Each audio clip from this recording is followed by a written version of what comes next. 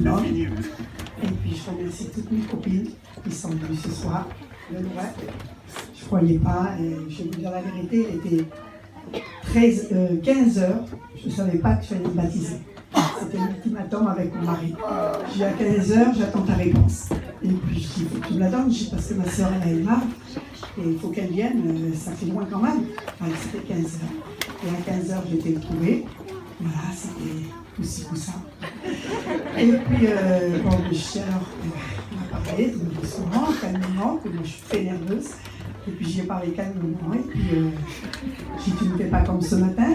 Ce matin, il m'avait dit le matin, il ne m'avait pas répondu, mais ça voulait dire oui. Et le matin, j'avais dans ma petite, chez ton père, il a dit oui. Et puis, j'ai dit, il va faire une bise à ton père. Et elle va vers lui, elle va le trouver dans la chambre. Mais j'ai pas dit oui à ta mère.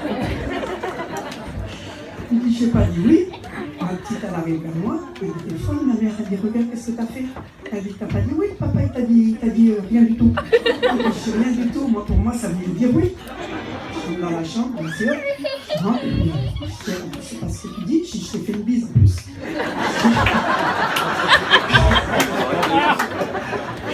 Parce que tu m'avais pas dit oui, c'est vrai que tu m'avais pas dit oui, mais elle m'avait laissé comprendre que ça voulait dire oui. C'était pas un non, c'était rien, pour moi c'était un oui. Et donc ça, bon, tu fais comme tu veux, mais il faut que tu me donnes une réponse aujourd'hui. Je sais pas ce qu'elle est pas là, depuis le temps que j'attends, ça fait des années, comme ma soeur, ça fait 40 ans. Il arrive un moment qu'après 68 ans, tu dis, mais qu'est-ce que je vais faire? Bon, alors lui, ce matin, il dit, mais de toute façon, tu n'as pas besoin de te baptiser puisque tu as levé ta main. Je dis, ça ne veut rien dire que je fais sa main. Il y a des personnes qui lèvent leur main et qui ne font rien du tout et qui continuent leur vie comme ça. Je dis, ça ne veut rien dire du tout. Je dis, il faut vraiment s'avancer avec Dieu. Bon, alors il me dit, je dis, c'est comme ça. Et puis d'un seul coup, bon, alors, à midi, je le vois, il était en train de faire ce mur. Je vais vers lui, je dis, bon, 15 heures. Hein.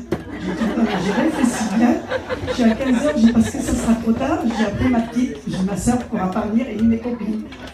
Donc à 15 heures, 15h05, je lui laisse 5 minutes. Je dis, bon, ben voilà, je lui dis, 15 heures, qu'est-ce que t'en penses? Et ben, il dit, on commence, bien sûr, on commence. Je voyais qu'il allait dire non. Et puis je dis, bon, alors il faut savoir, hein. Je dis, maintenant, tu me donnes ta réponse, tu me dis oui ou non. Et puis, il cherche beaucoup d'excuses, enfin. Normalement, voilà, pas méchante, mais voilà. Alors, je dis, ça marche pas. Je dis, il faut que tu me dises oui ou non. Et puis, il me dit, et bien sûr, il prend les nerfs un petit peu. Il me dit, mais fais ce que tu veux. Alors là, Amen. j'ai remis le fait demi-tour et je suis partie. Et puis là, bien sûr, elle a tout le monde. Voilà, ça fait que je suis baptisée, personne ne savait. Ça s'est passé à 15 heures. Et puis, je vais vous redonner un petit témoignage de moi. Bon, ça fait des années que je crois en Dieu. Bon, je n'ai pas été élevée dans un foyer chrétien. Mon père, il ne croyait pas. Ma mère, elle croyait en Dieu. Mais voilà, je n'en suivais pas. J'étais dans le monde. Tous ceux qui me connaissent, ils savaient comment j'étais. Hein.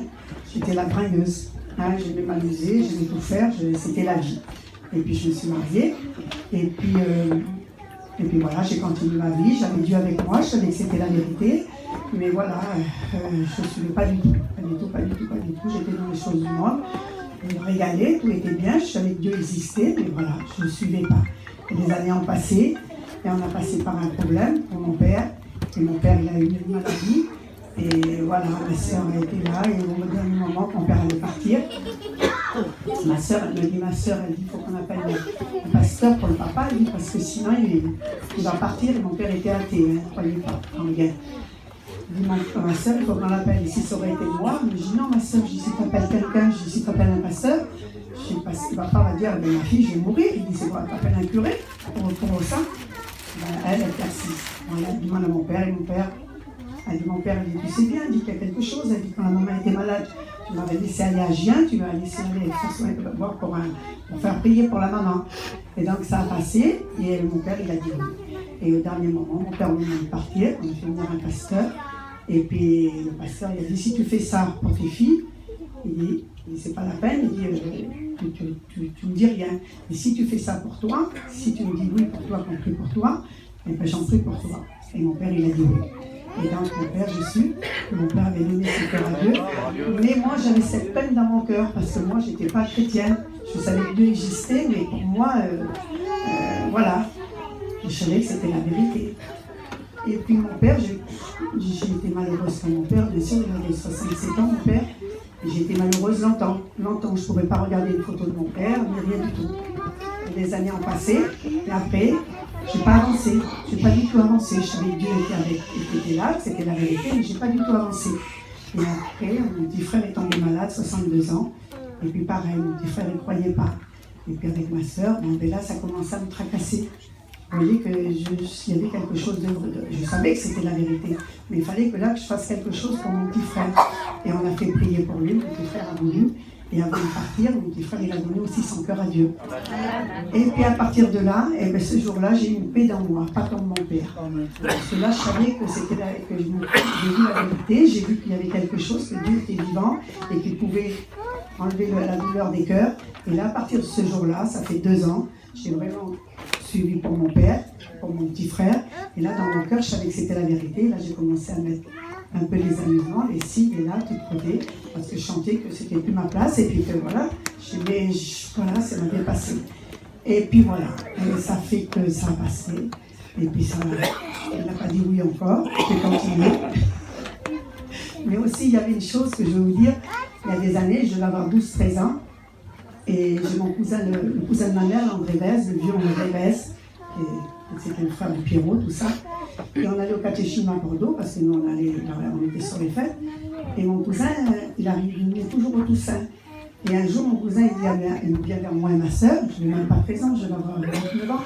Il dit alors ma petite cousine, il dit tu fais toujours une petite prière. Ah, chez moi, oui, tous les soirs je prie, hein.